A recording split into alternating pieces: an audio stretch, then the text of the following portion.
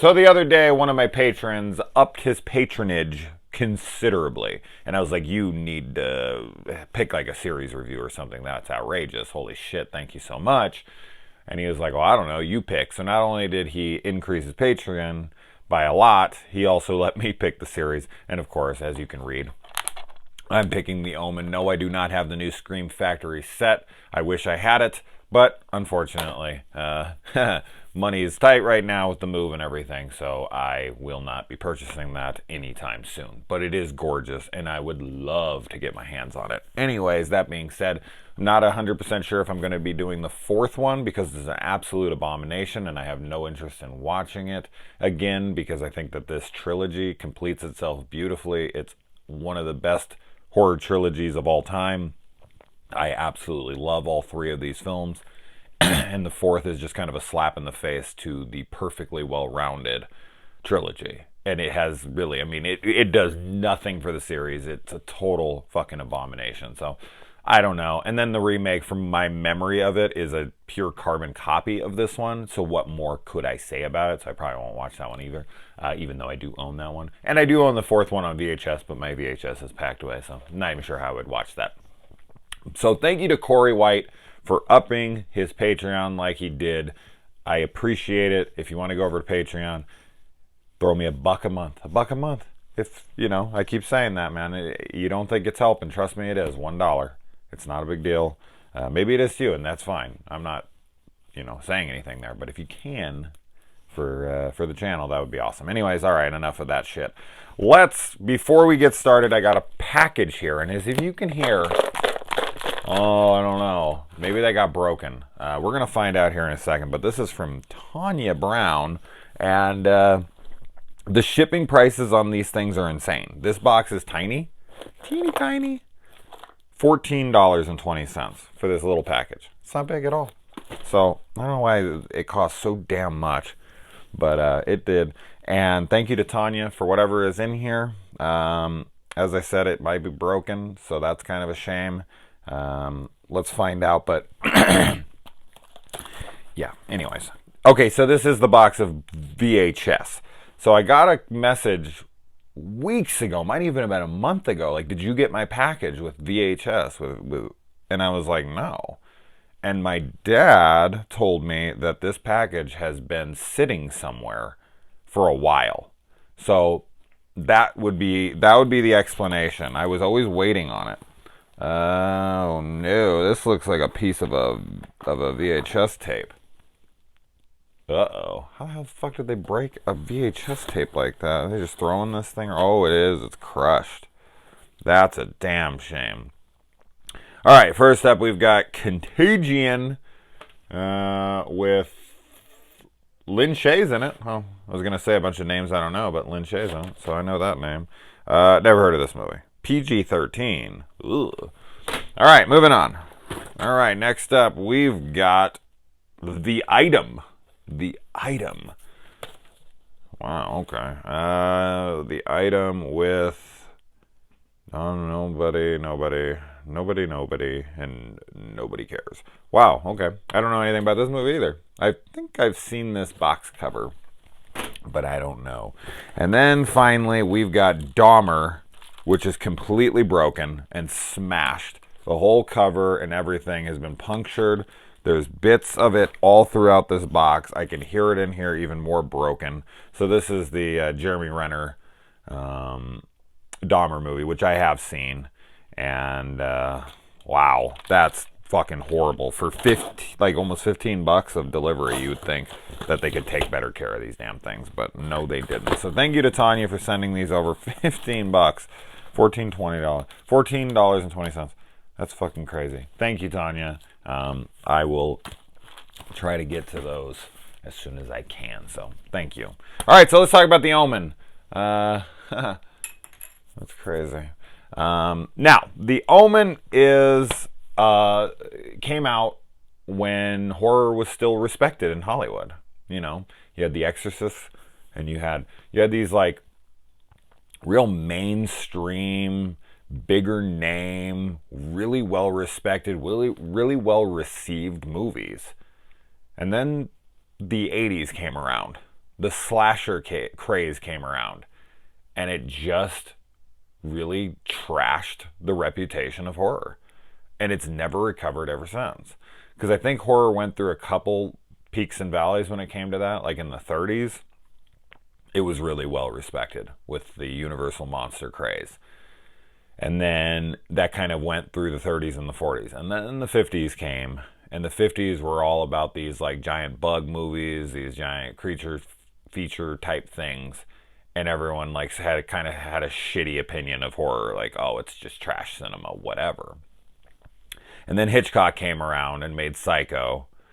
And, Polanski made Rosemary's Baby. And you had these like real highbrow type of horror films. And it started to gain respect again. So through the 60s and the 70s, you had these really, really well-received horror movies critically and by the fans as well. And then the 80s came around.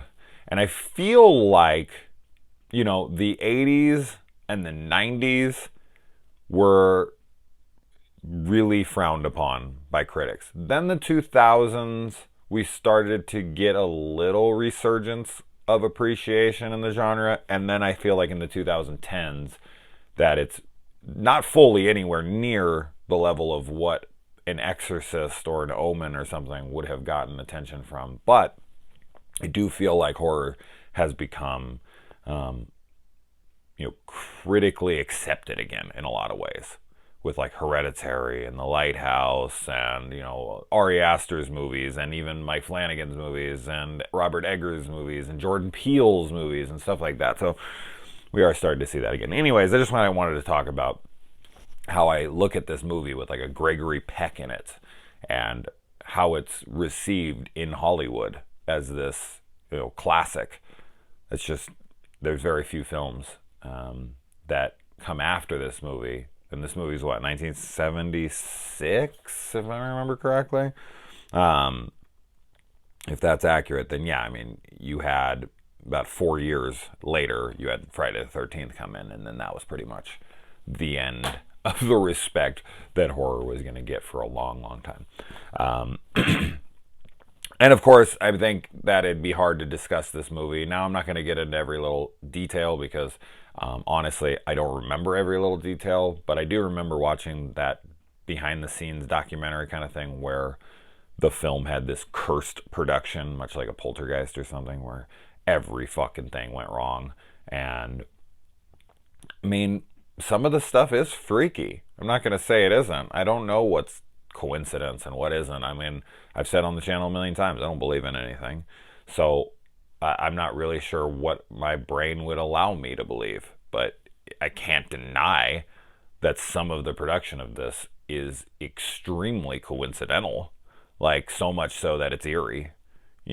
Guy who's freaking invents the prop or cuts the dude's head off. His wife gets his wife, right, gets her head cut off in like a car accident or something. Just like really, really strange fucking coincidences. So yeah, I would be curious on how many people during that time when something like a Omen and a Poltergeist and all these cursed productions were coming out, how many people were like, I'm not gonna work in that. I'm not putting my kid in that movie. Are you kidding me? I don't need to be a Heather O'Rourke. Like, I don't know. I don't know how I would have felt back then about that. Like, oh, you want to put your daughter in one of these movies? It's like, do you want to work on one of these movies? I don't know.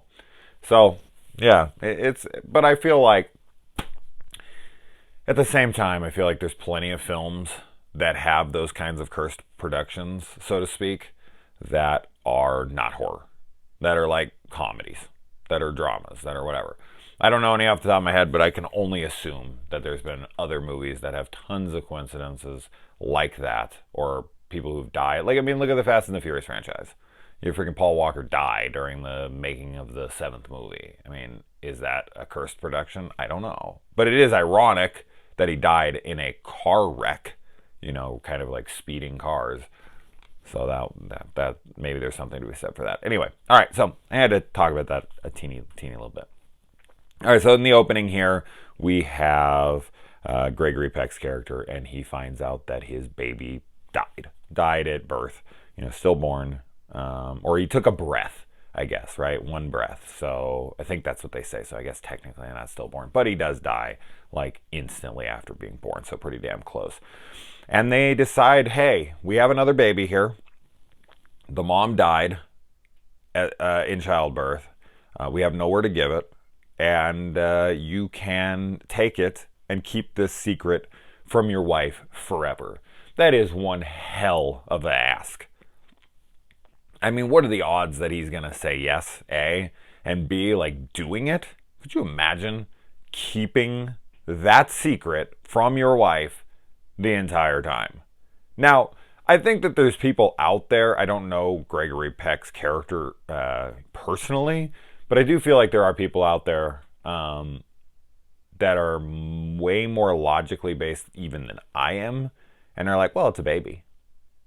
Like, what's the real difference? You know what I mean? Like, I feel like they could kind of disconnect from that and be like, well, I got a replacement baby, and she'll never know, so what's the big deal?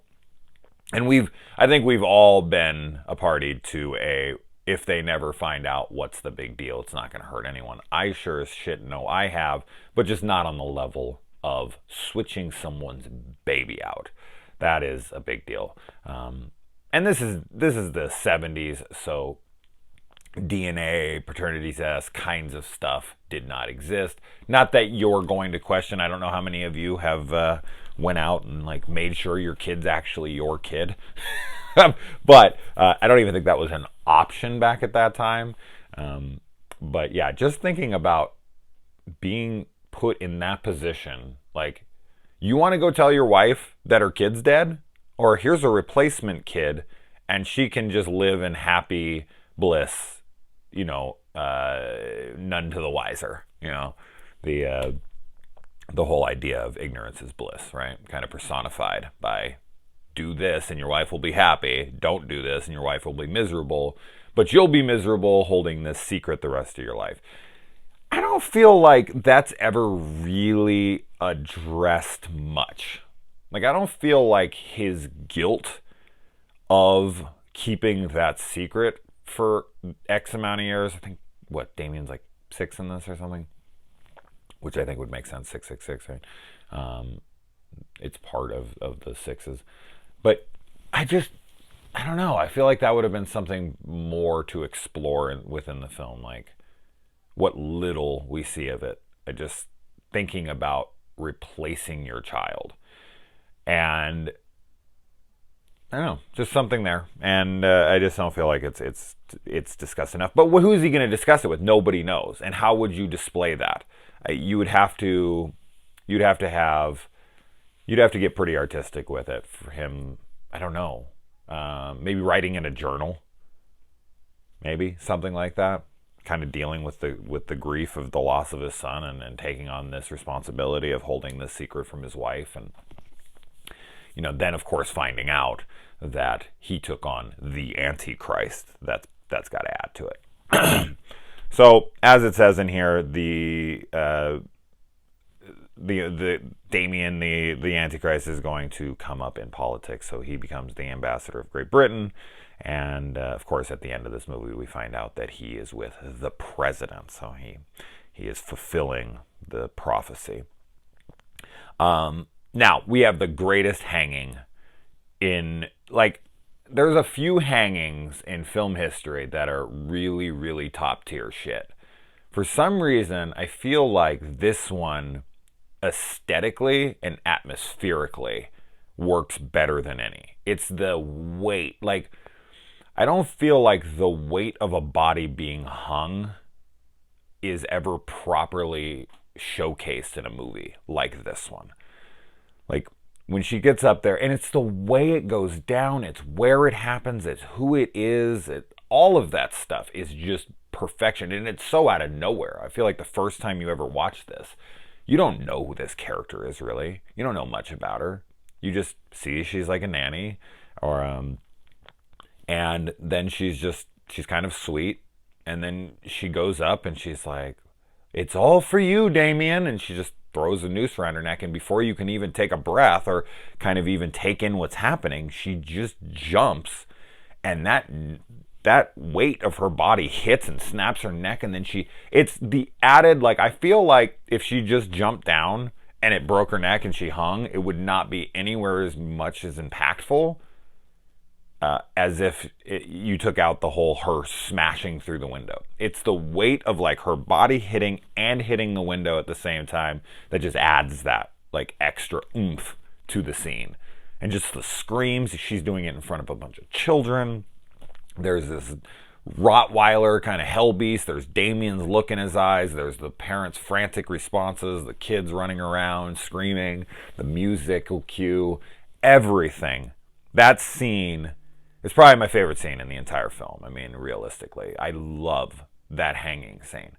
And there's some great hangings in film history. Suspiria is another one that comes to mind. Great moment where she slides down, and that's just more Argento's style, kind of on display there. But I have to give it to this one over any other hanging scene I've seen in a movie. This one really. And then, of course, the one in The Haunting of Hill House, too. I thought that was emotionally impactful. If you've seen the show, then you know what I'm talking about. That one shocked me in the moment just because of the revelation of it and all of that.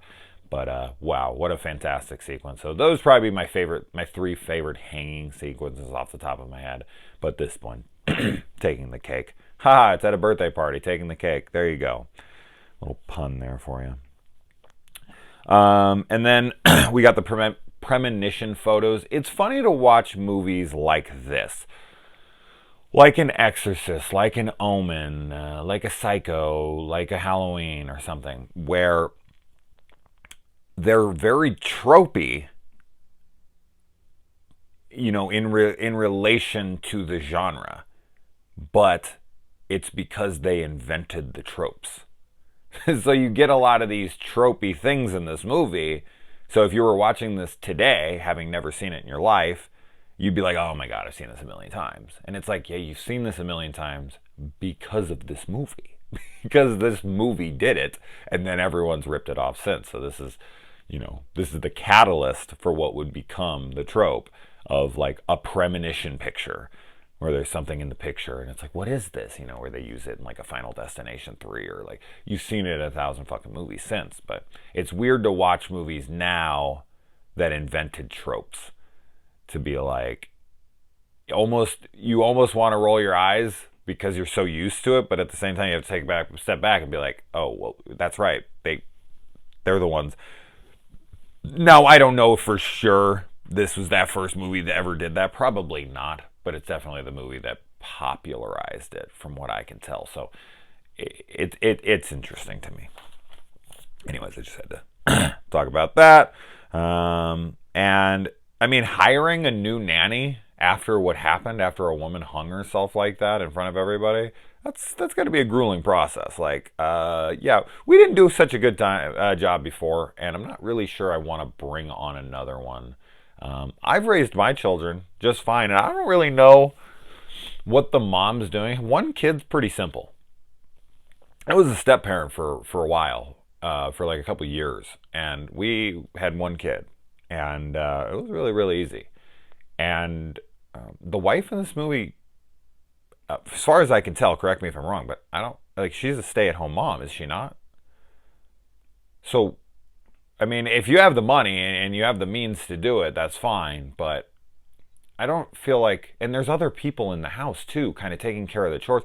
If people took care of all my chores and made my food and all that, like, I really need a nanny too? Really? Like, I can take care of my kids by myself and I don't have any help at all. So, outside of the mom who takes them half the week, of course, and she's great for that. But I'm just saying, when I have them, which I have them 3 to 4 days a week every week, I'm here. I mean, I'm a stay-at-home dad when they're here. I work all the time that they're not here, so I can be with them 24/7. And it's not really. And I have 2 kids, so I just watch this. I'm like, why do they even need a nanny? Like, mom can't take care of her, or him? Sorry, what? Like, I guess that's just the way it was, and they were, inclined enough to be able to have it. And I'm not gonna bat down help.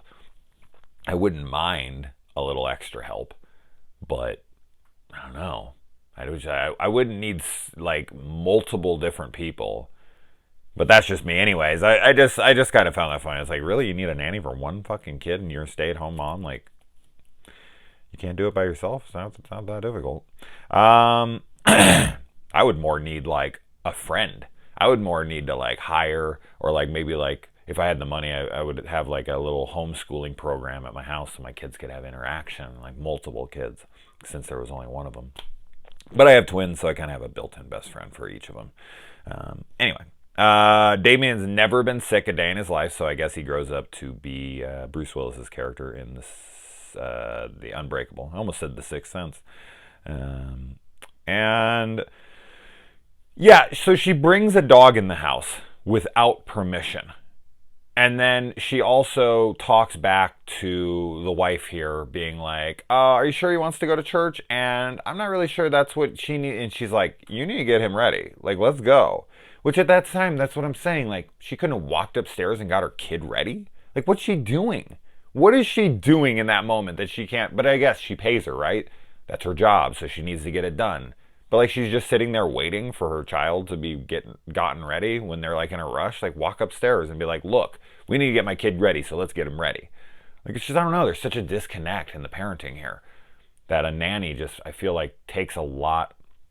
Yes, it lessens the the workload, so to speak, with a child, but it also takes away from the intimacy that you have raising a child. So I don't know. Anyway, I don't know why I'm stuck on this thing. I guess it just, I can't even fathom having help in that way. Maybe I'm jealous. I don't know. Yeah, sometimes I really do feel like I need help, but I'm just like, God, come on, fucking help out. It's ridiculous. Anyways, but yeah, she brings a dog in the house and she does. This is a terrible nanny. Like, I don't feel like she's ever really presents herself as, a help to the house.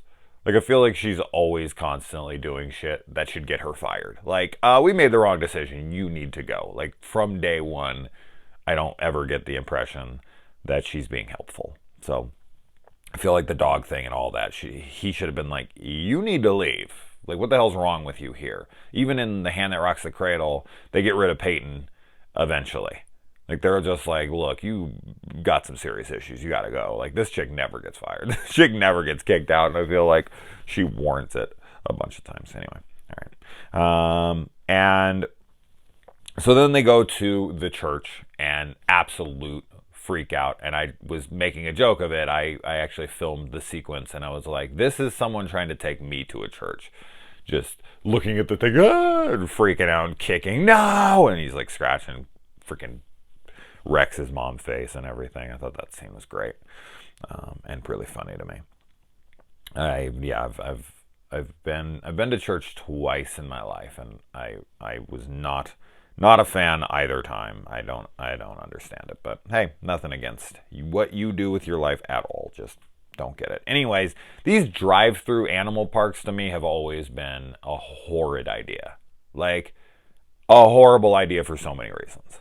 Like, I don't get it. You're going to let people who can open up their car doors. I just watched that video of that chick who was like pulled away by like a lion or something, or like a tiger. No, it was like a lion, I think. And just boom, grabbed her. And it ended up, she's the one that got out of the car, went around, was just hanging out around by somebody else's door. Some freaking animal comes up behind her, grabs her, and then somebody runs off to help her, and that's the person who gets killed. She doesn't get killed. That person gets killed. And it's like, because of your dumb-ass decision and someone trying to help you, you got them killed. That actually sounds like a lot of horror movies. It's always the final girl goes and gets a bunch of unsuspecting victims killed. Not that everyone in the movie is an unsuspecting victim, but she brings the problems to them, and then she's the one that survives the night, and everyone who tried to help her ends up dying. So, yeah, just, I don't know, the whole drive-through, and we have one here. We have one here in Arizona, Bearizona. Cute name, right? And you drive through the bears and everything, and it's just like, no, that's a horrible idea. Like, I feel like I could do it and I'd be fine because I wouldn't be an idiot. But at the same time, I mean, these animals these baboons attack her car, and they're freaking out. And like, if she drove off right then, I mean, she should have ran a couple of them over realistically. But I mean, isn't roadkill a thing? I mean, I don't know. Like, people, you have to bank on people not getting out of their cars. People are morons. look at what happens. So we're just seeing that. No, it just reminded me of how bad of an idea that was. The priest getting impaled. I love much like many horror movies where he just he just sits there and waits for it and waits for it. It's like, move. Although the guy was riddled with cancer, he was going any minute probably anyway. But I would rather that extra minute. I would rather not be impaled like that. But brutal stuff. And then, yeah, as I said, the picture premonitions for the spike through him, and then the the head being cut off, and then the chick with the noose around her neck.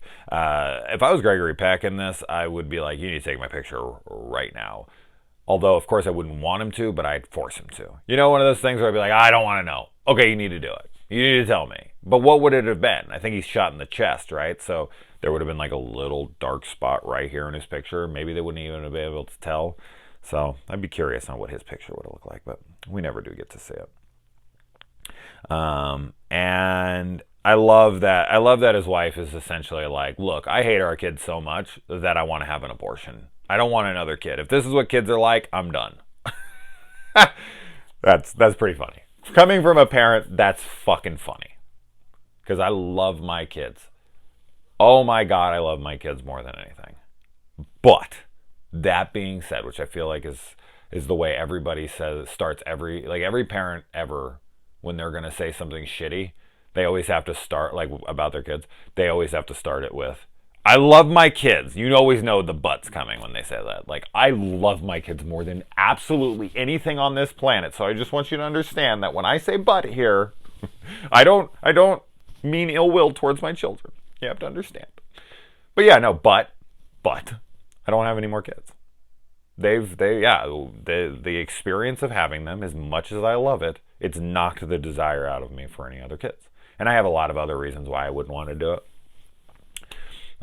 Ethically and such. But regardless, no. But yeah, she's just like, no.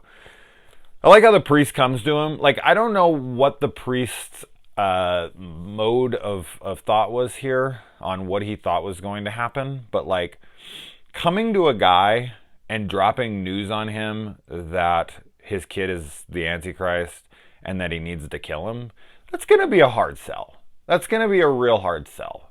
And when you don't really bring enough evidence, I mean, hey, I'm this random guy you don't know, and I'm telling you, you need to murder your child. I don't care how good of a salesman you are. I don't care what your tact is. Getting someone, I mean, eventually he does get through to him, but so it is like the catalyst. So he does kind of start the ball rolling. So maybe that was his intention, kind of bring it to light, let him know, and let him eventually make his own choice after he gets more and more information. I don't think he intended for him to be like, all right, I'll kill him. And at the same time, though, like, I don't know if the priest was aware of what needed to be done. I don't know. He needs a special knife, and it has to be in a special place, and it has to be in a special, in a special place on his body and in a special place geographically. But all that being said, like, I'm going to need you to kill your kid. That's a hard sell. That's a hard sell. I don't know anything that'd be a harder sell than that. I think killing yourself would be an easier sell. Like, you're going to need to kill yourself. It's like, okay, but I'm not killing my kid. That's just not going to happen. So, as a parent, and I mean, there is this like thing, but like this detachment, I guess, because Gregory Peck doesn't know, which I kind of find funny because his wife in this movie seems to be a little more okay with the idea of killing kids than he is, even though he's to the wise that this isn't actually their child. But anyway, so then he hooks up with the photographer, and they go out on this little journey to discover what's going on for real. And Damien has his Billy the Puppet moment where he's on a little tricycle and he hits her off the step stool or whatever the hell she's up on. She goes over the railings and he just sits there. It's a creepy kid. I feel like the actor here doesn't get enough credit as like a horror villain icon, but I mean, he really has very little lines and there's very little focus on him. Like, we don't see Damien a whole bunch in this movie. I mean, we do and we don't. I shouldn't say we don't see him a bunch. Okay, I guess that's wrong. There's not a focus on him. We don't really get to know Damien much as a character at all. Like, there's very little interaction with Damien. There's very, very little. Like, actually, like, talking to the kid, him having, like, a conversation. I don't think Damien has a single conversation in this film at all. Like, I don't feel like he's talked to. Like, I feel like he says a couple words, but actually talk to, actually like character moments where we actually get to know Damien. And I almost believe, I don't know how I feel about that. Maybe they're trying to disconnect the audience from him so that we want him dead. But I feel like that would create even more conflict in the audience had we kind of attached ourselves to this child as sweet. But then I feel like if you did that, it might take away from the menacing aura around him. Like, if we made him this sweet kid. Yes, he looks innocent, but if we were to actually humanize him, it would take away from that. So I feel like that was kind of a tough choice as the director of this movie to go, all right, so what interactions do we have with Damien? How do we present him in the most effective way? Because as I said, I feel like there would be a conflict in the audience had they liked him more, had they grown attached to him, had they looked at him like, oh, he's this sweet innocent boy, like he can't be evil, and oh my god, please don't kill him. But that throughout the movie they can like sell you on like, no, he's evil. But how aware of his evilness is he? That's more explored in the sequels, of course. And we'll get there, but I don't know. Anyways, I thought that's an interesting part. All right, so we get the 666 on the thigh of the priest. I'm not 100% sure on that. I'm not really sure in what that means. I would have to look deeper into that. If they explain it in the movie, well, I didn't catch it. But I'm not really sure. So if someone can explain that, why he has the mark of the 666 on him, maybe more people that did. I might have just completely glossed over that. That happens. I seem to always miss one big detail for some reason, and that must have been it. Anyway, 6th month of the 6th day of the 6th hour of the 6th second of the 6th millisecond, and then the endless elevator in that hospital that they go to. I know that was a real thing, but like, A, I don't even know how those things work, and B, like, that just seems dangerous. That just seems like there had to have been tons of accidents on those things. You just get in and then you just get off when you're at the right level. That does not seem very handicap friendly. So, I don't know. Maybe only like personnel were allowed to use those, but like a kid's wandering around in there and he finds one of those things and he just like gets in. Like, does it stop at the top or does it crush you if you don't get out once it gets to the top? Like, how the fuck do those things work? I don't understand them. When I was watching them in the movie, I was so confused by them. And then we, of course, the mom was a jack, and then he gets pulled out of the room, and then he uncovers the grave of a jackal, and then he finds out his son was murdered. Great sequence. Then the dogs come in, the Rottweilers attack, and then he goes, and his wife is murdered by the not so great nanny, thrown out the window right through an ambulance. Usually they hit the top of the car and the car crushes and the windows go, but she goes right through the roof, and then the doors open up and show her dead body. Great sequence. You rarely ever see that. Good stuff. Then he goes and he gets the special knives that he's going to kill his kid with, and then we have a full-on like Final Destination type of death where the photographer is decapitated. Like, the guy hits the thing and the thing starts rolling and it comes at him and boom. Great sequence for this kind of movie.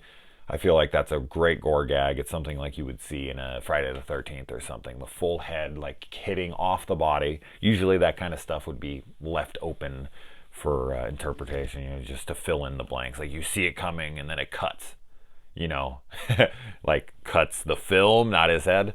Like, I feel like you normally don't see that kind of stuff in these kinds of movies. Like, they're more artistic and they're like, oh, we're not gonna, less is more, kind of thing. And no, right here, boom, full head decapitation. So that's freaking awesome. So kudos to Richard Donner for keeping that kind of stuff in there, going for the gory stuff, good stuff. And then the look that Gregory Peck has when he sees the 666 on the kid's head, like the oh shit, I have to kill this kid look, like oh no. But at that point, I feel like it's all done for. You know, it's like my wife is dead. There's no coming back from this. I don't know what to do. And really, I mean, he knows that there's the omen. Like, he's going to die. Like, everybody, he has to get rid of this kid. And he knows what's going to come from it. So, like, there isn't a just give him up for adoption or just don't ever come home kind of thing. Like, this is his responsibility now. He is responsible for it because he's the one who took on the kid in the first damn place. So he feels obligated to take care of this himself. So he picks up the kid, takes him to a freaking church, and tries to kill him and gets shot to death. And then Damien is, of course, given over to the president. So awesome ending, super grim, great stuff. And I look forward to covering the sequel. Anyways, guys, adios. And thank you. Hold on. Thank you to Tanya, and thank you to Kory. Big time. Thank you, guys. All right, bye.